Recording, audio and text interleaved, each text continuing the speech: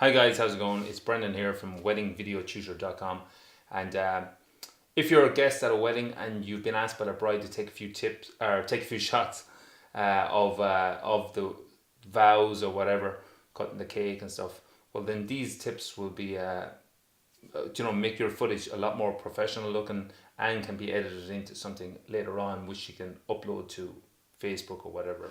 So anyway, start with tip one.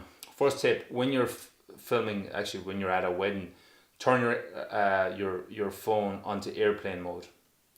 This way, especially when you're filming and you're using it, it won't ring or you won't get a message in the middle of like while you're filming, the phone will always prioritize phone calls. So turn your phone onto airplane mode. That's tip number one. Tip number two is when you're filming and you see, the way the mic is here at the edge, don't cover that with your finger, because look, your finger naturally rests there. So don't ever cover. So make sure that you're holding the camera like this wherever the microphone is not, so you get decent sound. That's tip number two. Tip number three is clean the lens. There's nothing worse.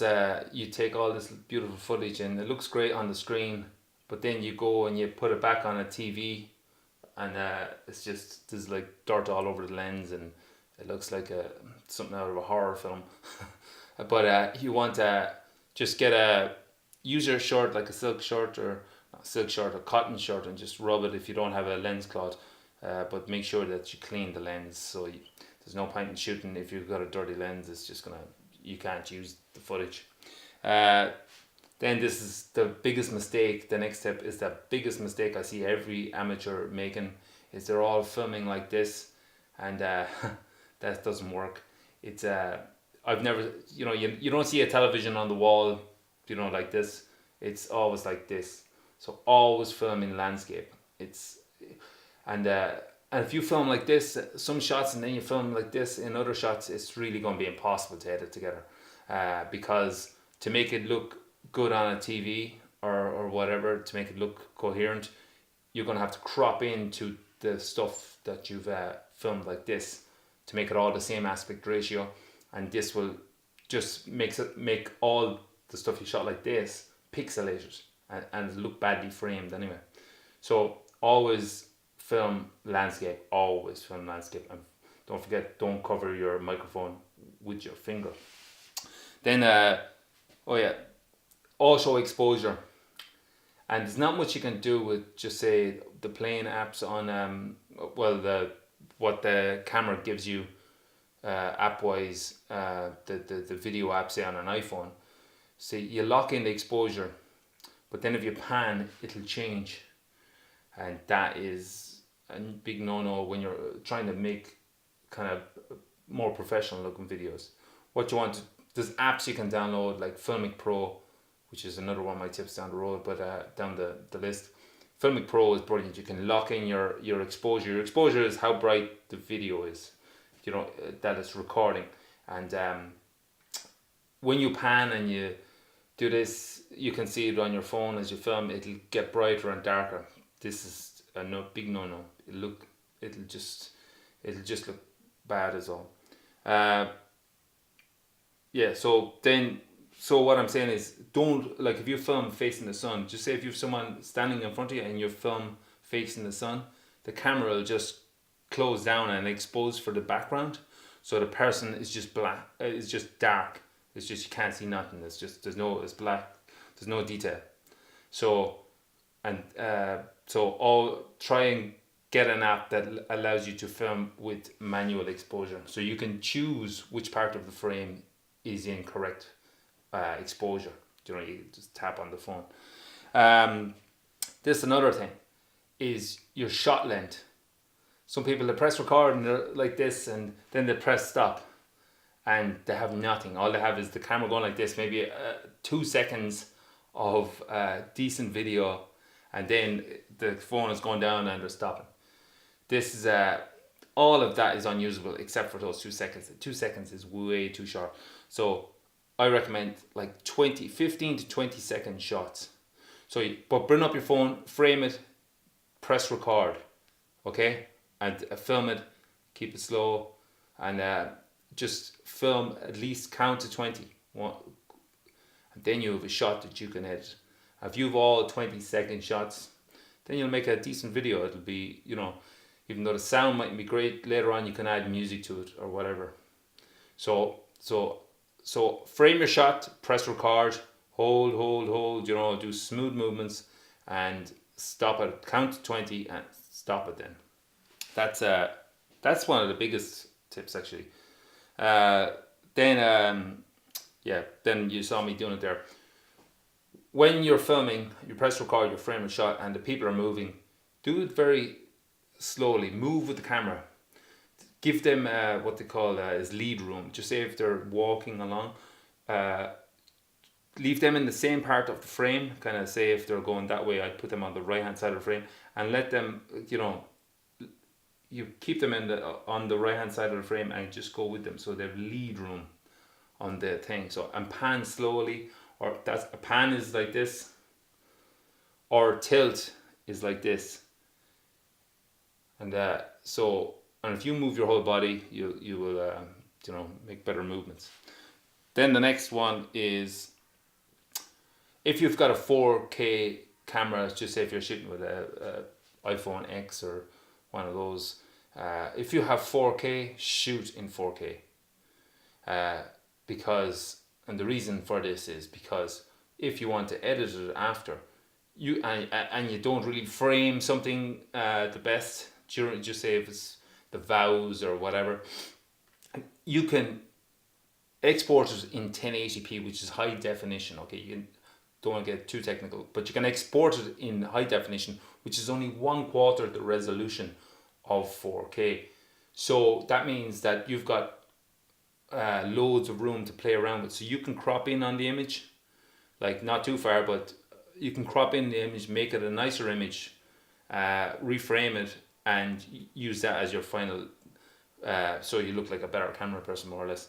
So you can crop in on 4K once you're exporting in 1080p or a resolution less than 4K. So you can use 4K, you can reframe, you can actually, you could, if you're shooting in 4K and you're just leaving it still while disarming it, you could have a shot of, so it's 4 times the resolution. So you could have a shot of, say, the celebrant, which is 1080p, and a shot of the couple, even though it's only on the one angle. You could, play around with it in editing, and it won't, it'll still look good, and look like you had 2 cameras. So, don't use digital zoom. The way you can zoom in? Don't ever use that, because it's a fixed lens, and a fixed lens is like they call it prime lens, but when you zoom in, when you zoom in on something, you just make it all pixelated and amateur looking and terrible looking, to be honest. Once you zoom in, you lose a lot of the detail and the quality of the image. So yeah, never use digital zoom. Get closer to the action if you have to. Especially if you're shooting with a camera that only shoots 1080p or high definition, same thing. So yeah, don't zoom in. If you're recording sound, and just say the ceremony, just say if the bride wants you to record, they don't have a videographer and they want you to record the vows or whatever, you're going to have to get fairly close, because it's a cell phone. There is sound on it, but there is a microphone on it. But if you want to get that, you're going to have to get close, and you're going to have to ask for permission from the priest or the celebrant. Ask him, or get the bride to ask him. That's always the best way to do that, because they don't really say no to the bride. But so always, get close, get your subjects up good and close, frame them correctly, and don't be making too much noise yourself with breathing and whatever, and you can get the sound. You can get okay sound, unless you can use other things. You can use it. There's shotgun mics you can buy from Rode. Sorry. which will increase the audio quality, and using a Rode app will make it like a professional camera. Shotgun mic is a directional mic, so it'll only record what it's pointed at, and that's perfect for like the likes of vows or cutting the cake or whatever, you know what I mean, even the first dance. Directional mic, a shotgun mic, directional mic.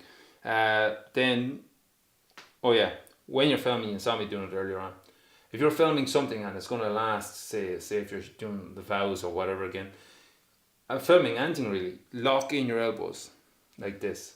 You lock in your elbows like that, and you hold the camera like this. And when you lock in your elbows like this, it's just becomes so much easier on your shoulders. If you go like this and you're filming something, it's going to hurt your shoulders after a while, and it's going to make the footage more unstable. So even when you're holding a big video camera, this is what we do: lock in your elbows. Lock in your elbows into your body like this. So now you're kind of like a tripod.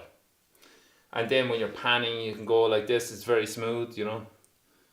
You can go smooth or tilting, and it'll make more professional. Okay, so always lock in your elbows, and you'll make way better videos. You know, smooth and more professional. This is another thing. You know, don't film like this, because your horizon line is off. We all have something in our brain that tells us, you know, what's level and what's not. If you film and it's off kilter a bit, unless you're shooting a comedy or a horror film, you know, you don't want to throw your it's your horizon line. Make sure your horizon line is straight, you know, is level. Because a good way of doing this, like when you're filming, just say filming a landscape, you know, it's called the rule of thirds, or the golden mean, is it? But and it's like you divide the screen into three boxes, like, you know, you go 2 lines across this way, and then 2 like it's got a grid. It's got like a grid square, and you put the horizon either on the top third or the bottom third of the screen, and that'll make a more pleasing image. But have your horizon line level. Don't have it like this, because it'll just look odd to you when you look back at it. Now, this is another thing. If you're filming a wedding and you know you want to get highlights of the whole day, you know, take different shot sizes. If you've got all wide angles, like people are far away, it's going to be very boring, and it's just going to look even of the same scene.